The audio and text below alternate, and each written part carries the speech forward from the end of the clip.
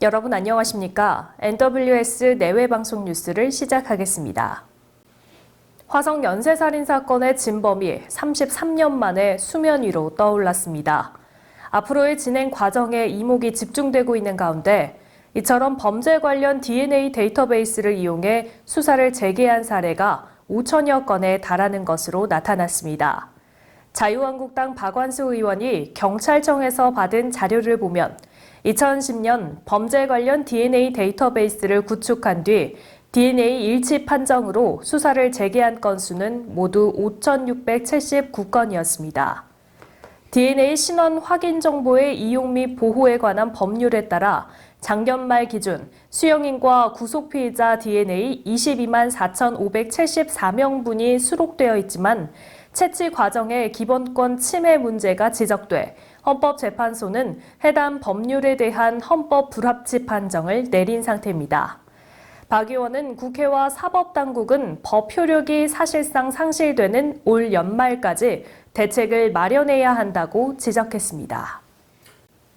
어제 오전 검찰총장을 지휘하고 검찰 업무를 관장하는 현직 법무부 장관에 대한 사상 초유의 압수수색이 이루어졌습니다.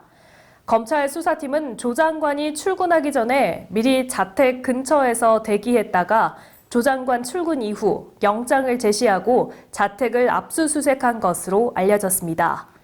검찰의 전격적인 조국 법무부 장관 자택 압수수색에 정치권 반응은 엇갈렸습니다.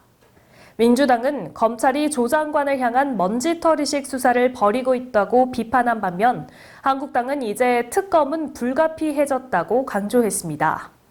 현직 법무부 장관에 대한 강제 수사가 이뤄진 것은 헌정사상 처음 있는 일인데요.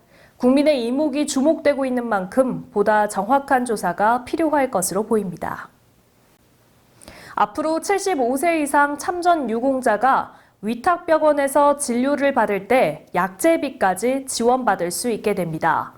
국민권익위원회는 국가보훈처에 이 같은 내용으로 내년까지 참전유공자 예우 및 단체 설립에 관한 법률 시행령을 개정할 것을 권고했다고 밝혔습니다.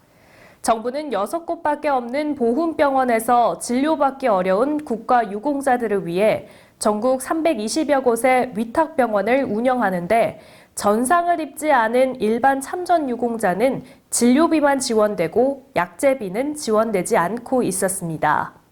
75세 이상 일반 참전유공자는 지난해 기준 11만여 명으로 권익위 측은 노령과 질병으로 고생하는 참전유공자의 노후 생활 안정에 기여할 것이라고 기대했습니다.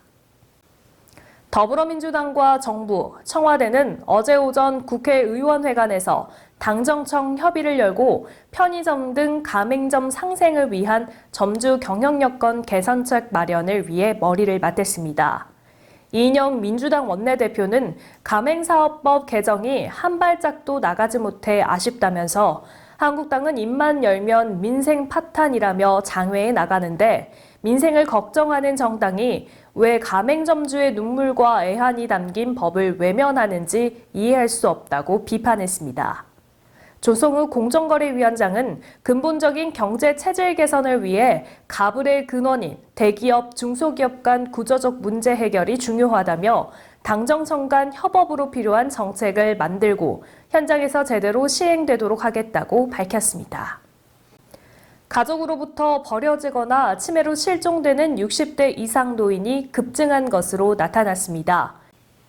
더불어민주당 금태성 의원이 경찰청으로부터 받아 공개한 자료에 따르면 2013년부터 지난해까지 60대 이상 피해자를 유기한 범죄는 모두 79건으로 특히 지난해는 전년보다 2배 가까이 증가했습니다. 또 금의원이 국민건강보험공단으로부터 제출받은 자료에 따르면 60세 이상 치매 환자는 지난해 68만 1천여 명으로 지난 2013년도에 비해 2배 가까이 증가했고 이 기간 동안 경찰에 접수된 실종 신고는 5만 7천여 건을 기록했습니다. 서울 강서경찰서는 임신 사실을 확인하려고 병원을 찾은 산모를 다른 환자로 착각해 동의 없이 낙태 수술을 한 서울의 한 산부인과 의료진을 수사하고 있습니다. 간호사 A씨는 임신 6주 진단을 받은 후 영양수액을 맞으려고 분만실로 이동한 베트남 여성을 태아가 사망해 임신 중절을 받으러 온 환자로 착각해 수면마취제를 투여한 혐의를 받고 있습니다. 이 병원 의사 B씨도 환자 이름을 확인하지 않은 채 동의 없이 낙태 수술을 집도한 혐의를 받고 있습니다. 경찰은 업무상 과실치상 등의 혐의에 초점을 두고 간호사와 의사가 환자를 헷갈려 낙태 수술을 하게 된 경위를 조사하고 있습니다. 도널드 트럼프 미국 대통령이 다음 주 유엔 총회 기간에 열리는 기후행동 정상회의에 불참한다고 CNN이 보도했습니다. 앞서 트럼프 대통령은 지난 2017년 6월에 전임자인 버락 오바마 전 대통령이 서명한 파리 기후변화 협정에서 탈퇴했으며 지난 8월 파리에서 열린 G7 정상회의 기후변화 회의에도 유일하게 불참했습니다. 배우 유희 씨가 아버지인 김성갑 전 SK 와이번스 코치를 사칭한 피해를 호소했습니다. 유희 씨는 자신의 SNS를 통해 한 누리꾼으로부터 받은 메시지를 공개했는데요. 이 메시지엔 어떤 남성이 유희 씨의 아버지를 사칭해 음식점에서 밥을 먹고 돈을 빌려갔다는 내용이 담겨 있습니다. 이 누리꾼은 사진을 확인해 보니 유희 씨의 아버지가 아니어서 메시지를 보냈다고 덧붙였는데요. 이에 유희 씨는 아버지와 함께 찍은 사진을 게재하면서 사칭을 멈추고 직접 피해 보상과 사과를 하길 바란다고 범죄라고 강조했습니다.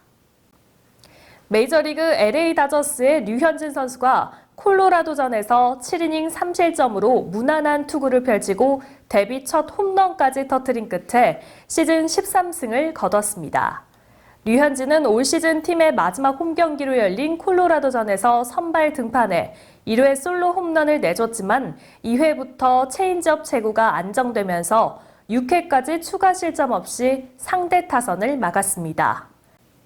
7회 투런 홈런을 허용한 류현진은 7이닝 6피안타 3실점에 삼진 8개를 기록했고 평균 자책점은 2.41로 조금 높아졌습니다. 류현진은 5회 타석에서 비거리 119m의 타구로 담장을 넘겨 빅리그 데뷔 후 첫 홈런도 터뜨렸습니다. LA 다저스가 벨린저의 만루 홈런에 힘입어 7대4로 승리하면서 류현진은 6번째 도전 만에 시즌 10상승 달성에 성공했습니다. 조광환 남양주시장은 최근 파주에서 발생한 아프리카 돼지열병 전파 확산 방지를 위해 총력을 다하고 있습니다. 조광환 시장은 17일 농업기술센터에서 이덕우 남양주 축협조합장과 읍면동장 등이 참석한 가운데 아프리카 돼지열병 긴급 방역 점검회의를 개최했습니다. 이날 조 시장은 박창수 농축산지원과장으로부터 돼지열병 발생 현황과 그간 방역 추진 현황, 향후 추진 계획 등을 보고받고 대책을 강구했는데요. 조 시장은 이덕우 조합장과 관련 부서 및 읍면 동장에게 현황과 대책 등을 꼼꼼히 확인하고 단 한 건의 돼지 열병이 발생하지 않도록 초동 단계부터 세밀히 살피라고 지시했습니다. 낮 동안에는 기온이 25도 안팎까지 오르지만 해가 지고 나면 이내 다시 쌀쌀해지는 일교차가 큰 날씨입니다. 아침 저녁으로 겉옷을 꼭 챙기시는 게 좋겠습니다. 오늘 뉴스 여기서 마치겠습니다. 시청해주신 여러분 고맙습니다.